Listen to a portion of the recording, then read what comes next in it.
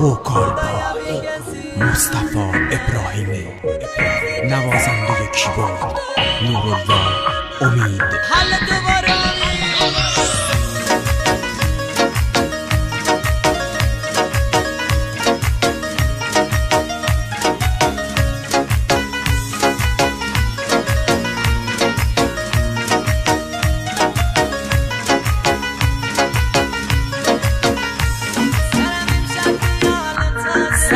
شب خیال تازه داره، هوای عاشقی نداره چاره.